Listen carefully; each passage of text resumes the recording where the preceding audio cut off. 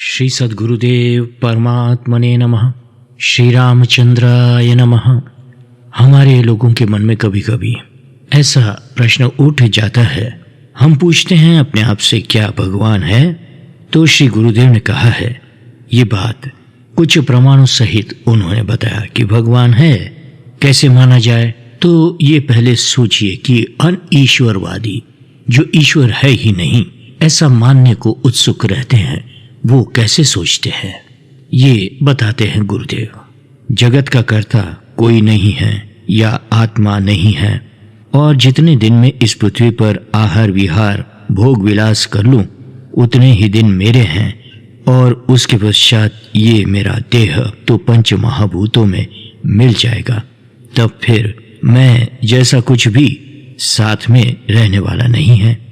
इस प्रकार चाहे तो मैं अन्य जीवों के ऊपर दया करूं या उनकी हत्या करूं, शुभ कर्म करूं या अशुभ कर्म करूं, उन सब कर्मों के लिए मैं जिम्मेवार नहीं रहूंगा। नहीं हूं। मेरे किए हुए कर्मों की शिक्षा दंड देने वाला कोई नहीं है अथवा क्षमा देने वाला कोई नहीं है। इसके आगे गुरुदेव कहते हैं, सोचो तो यदि ऐसा समझा माना जाए तो जीवन कितना नीरस भीषण मालूम पड़ेगा। हृदय को निराशा आवृत्त कर बैठेगी।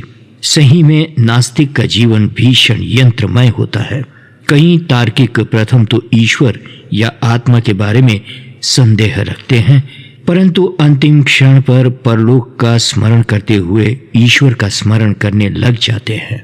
देखो, सूर्य चंद्र और असंख्य तारा नक्षत्र सब अपनी अपनी गति में नियम पूर्वक चलते रहते हैं। धूमकेतुओं में भी नियम है। कोई 50 साल में तो कोई 100-200 साल में दिखाई पड़ता है, परंतु उसका भी नियम है। सृष्टि की हर एक जड़ वस्तु जो कि पराधीन है, उसकी उत्पत्ति स्थिति व लय के समय भी समय अनुसार और नियम पूर्वक परिवर्तन होता रहता है। गर्मी के मौसम में उत्पन्न होने वाले वनस्पति फल आदि सर्दी के मौसम में उत्पन्न नहीं होते हैं। यहाँ भी नियम पूर्वक सृष्टि का क्रम चलता रहता है। वैज्ञानिक भी अपने प्रयोग करते समय भरोसे के साथ कह पाते हैं कि अमुक तत्वों के मिलाने पर अमुक निश्चित परिणाम ही आएगा। ये किसके आधार पर कह पाते हैं? प्रकृति की नियमित प्रक्रियाओं के आधार पर ही तो कह पाते हैं। इतनी नियमित सृष्टि के ऊपर सत्ता रखने वाला तत्व है ही वही भगवान है, ईश्वर है। प्रथम प्रमाण बताते हुए गुरुदेव कहते हैं कि किसी भी कार्य का कारण तो होता ही है। सृष्टि का कारण ईश्वर है। ईश्वर को नहीं मानने से बहुत सी बातों का समाधान नहीं मिल पाएगा। धर्म, सदाचार, विज्ञान इत्यादि सारी बातों में ईश्वर की आवश्यकता है ही। ईश्वर से खाली कोई धर्म की स्थिति नहीं हो पाती, और अगर होती भी है तो वह बिना नमक के भोजन के जैसे होती है। कार्य कारण का सिद्धांत समझो। ये सिद्धांत है कि जो वस्तु है तो उसका आदि भी कभी न कभी हुआ ही होगा, और उसी का कारण भी अवश्य होगा ही। संसार सृष्टि कार्य है तो उसका कर्ता कारण ईश्वर है। संसार का आदि कब, बिगिनिंग कब, आरंभ कब हुआ, ये कहा नहीं जा सकता। संसार परिवर्तनशील है परंतु है अनादि।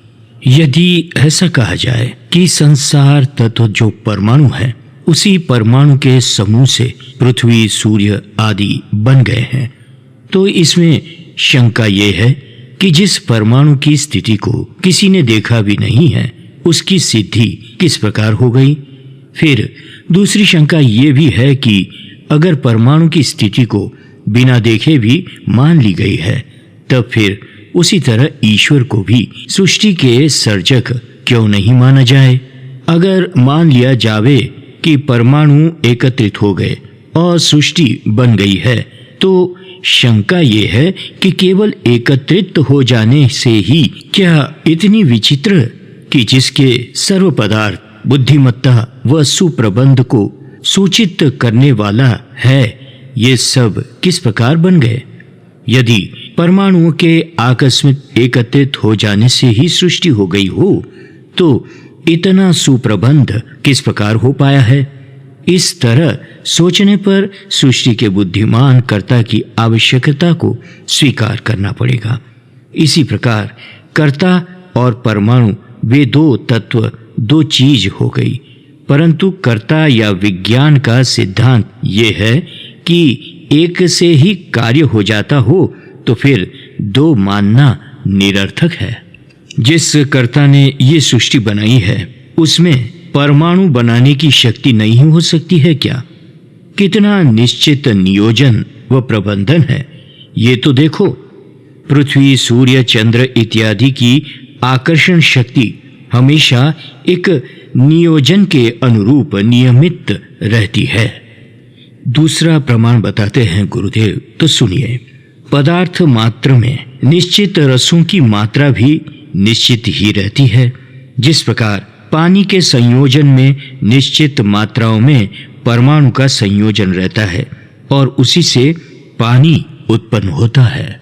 संसार में सर्व पदार्थों में उपयुक्तता, परिमाण और नियमितता देखने में आती है।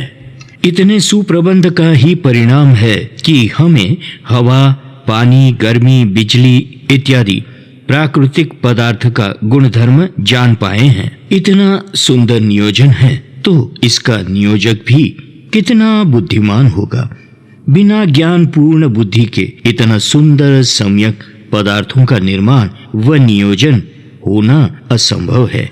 इसलिए सृष्टि का कर्ता कोई है ही और वह सम्यक ज्ञान पूर्ण ही है, यह सिद्ध होता है।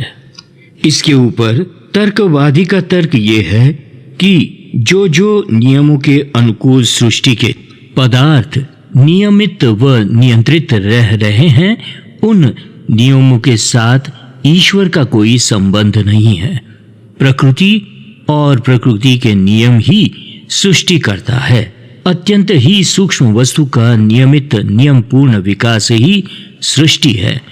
वह जो सूक्ष्म वस्तु है वही सृष्टि का आदि कारण है। वह सूक्ष्म वस्तु परमाणु से बनी है। सृष्टि के नियम ही शक्तिमान करता है, परंतु नियम ये कोई पदार्थ नहीं है। नियम करता नहीं हो सकता है। नियम माने किसी कार्य को संपन्न होने की कोई निश्चित रीति। सृष्टि का विकास या नियम मानने पर भी इसी सुंदर प्रबंध को करने वाला नियोजक का होना सिद्ध हो जाता है।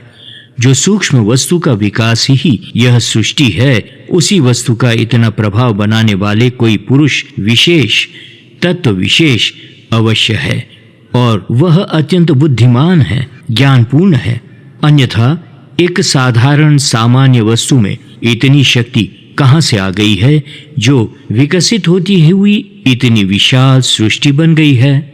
तीसरा प्रमाण बताते हुए गुरुदेव कहते हैं, मनुष्य मात्र को अंतःकरण है जो विवेक का आश्रय स्थान है और विवेक को लेकर ही मनुष्य उचित अनुचित, शुभ अशुभ व धर्म अधर्म आदि का विचार करता है।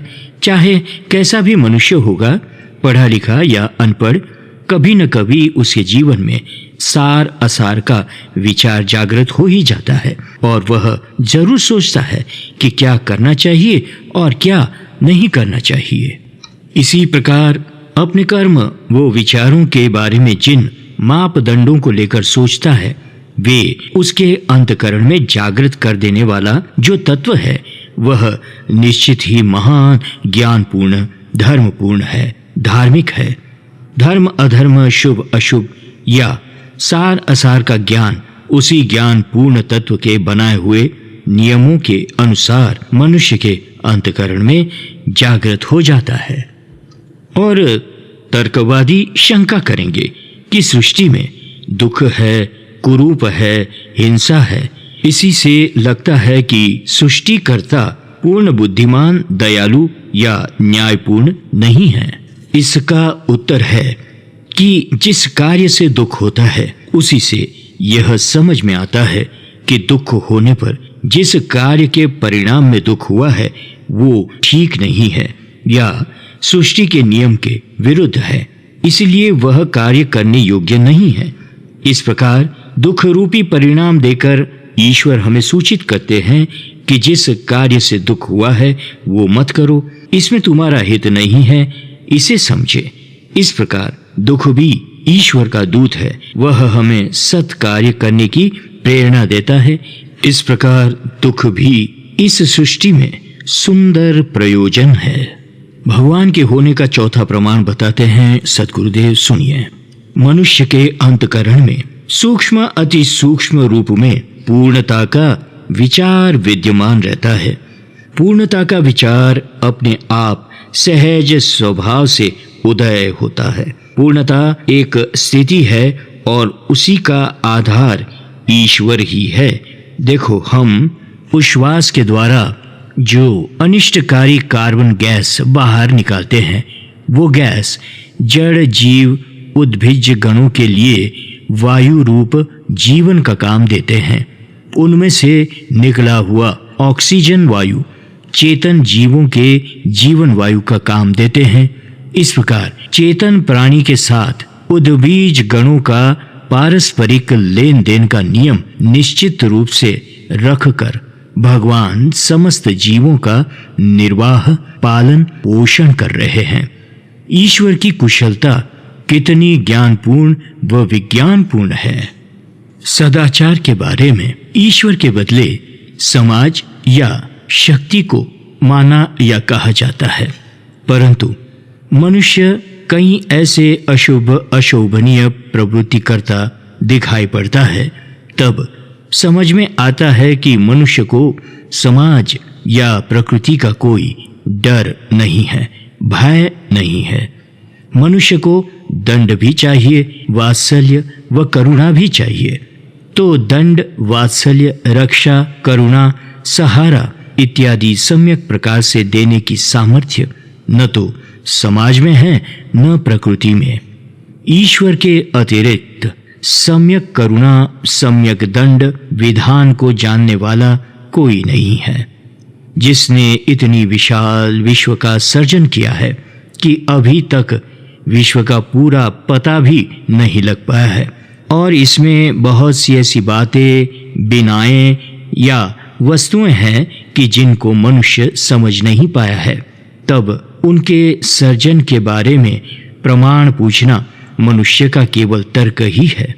तर्कवादी अनीश्वरवादी मनुष्य पूछता है कि ईश्वर कहाँ है, बताओ। जब तक तुम नहीं बताओगे तब तक मैं ईश्वर की सत्ता मानूंगा नहीं। ईश्वर को मानने वालों का सदाचार अनीश्वरवादियों के आचार से जरूर भिन्न होगा ही। मनुष्य की बुद्धि केवल एक नियमित सीमा के अंदर रहती है। ईश्वर मनुष्य की अल्प बुद्धि में आ नहीं सकता। उपनिषदों ने ईश्वर को जगत कर्ता माना है। जैन दर्शन ने सृष्टि को कर्मजन्य माना है। पुद्गल ने विशुद्ध आत्मा को ही ईश्वर माना है। बौद्ध ने केवल कर्मों का संचालन माना है, किसी जगत कर्ता नहीं है ऐसा माना है। स्वयं संचालित व्यवस्था है ऐसा जैन मत मानता है। ईश्वर को मानो या न मानो, ईश्वर की सत्ता तुम पर काम कर रही है, वह रुकने वाली नहीं है। तुम ईश्वरीय शक्ति के आगे नतमस्तक हो ही रहे हो। ये तुम्हारे देखने में आता नहीं है, ये दुर्भाग्य की बात है। मनुष्य अल्पज्ञ प्राणी है। इतनी विशाल सृष्टि ब्रह्मांड रचना के बारे में वो अल्प बुद्धि कुछ निश्चयात्मक कह नहीं सकता है। मनुष्य केवल एक ही अंश को एक समय पर देख पाता है, समग्र अंशों को या समग्र वस्तुओं को देख नहीं पाता है। इसलिए उसको तर्क सूझता है और ईश्वर है ही, भगवान है ही। इसके 4 प्रमाण हमने हमारे गुरुदेव ने जैसे कहे थे वैसे आपको सुनाए। जय सिया राम, जय सद्गुरुदेव।